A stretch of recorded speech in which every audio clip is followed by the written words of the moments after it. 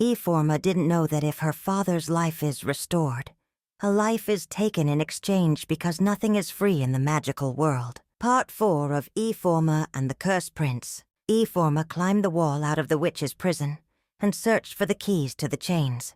She took all the keys she could find from the key box. She threw the keys into the witch's prison and climbed back in.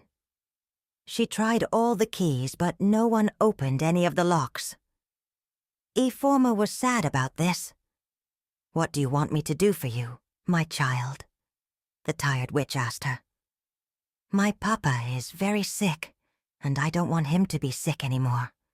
I want him to play with me like he used to play with me before. And I want my mama to stop crying every night," Ifeoma replied. The witch shook her head. "My child, you are still too little to understand this. If your papa's life is restored, a life is taken in exchange." Ifeoma looked at the witch for a moment, as if she was trying to understand what she had just said. "Does it mean you cannot help my papa?" she asked. "Go home, my child. Go back home," the witch told her. Ifeoma left the dungeon with tears in her eyes. Some days later, Papa Ifeoma joined his ancestors. Mama Ifeoma's brother-in-laws troubled and blamed her for the death of their brother. It was a tragic period for the woman. Her in-laws took her to many places to swear oaths. This torment caused Mama Ifeoma to have stroke. King Shaba was kind enough to pay for all Mama Ifeoma's treatment, and he also gave them a small house to live in. The house was not very far from the palace.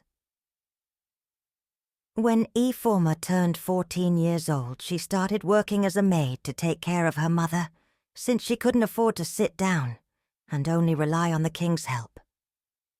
The thought of the king changing his mind at any time and withdrawing his assistance made her restless. At first, her duty was to sweep the royal courtyard in the morning and at night. Ifeoma did this for 3 years before she was promoted to washing the royal family's dirty clothes. She would wake up very early in the morning and cook food for herself and her mother before leaving for the palace. At least their neighbors could hear Mama Ifeoma any time she shouted for help, and they also check up on her every time.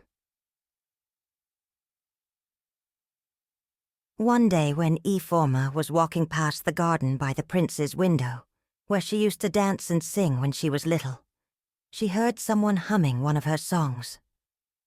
She listened and tried to trace where the sound was coming from. She was shocked to find out that it was coming from the prince's opened window. After waiting for a while, the humming stopped, and a senior guard shut the window. From then on, Ifeoma continued to sing and dance in the garden.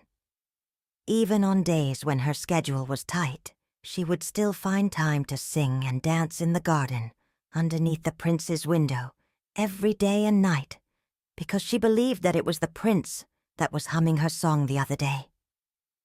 1 year later, when Ifeoma was 18 years old, King Shaba called for all the well-behaved maids in the palace, and she was among the few maids that were picked. She was the only young maid among them, since all the other maids were old women. They were screened one after the other and tested on their abilities in keeping secrets.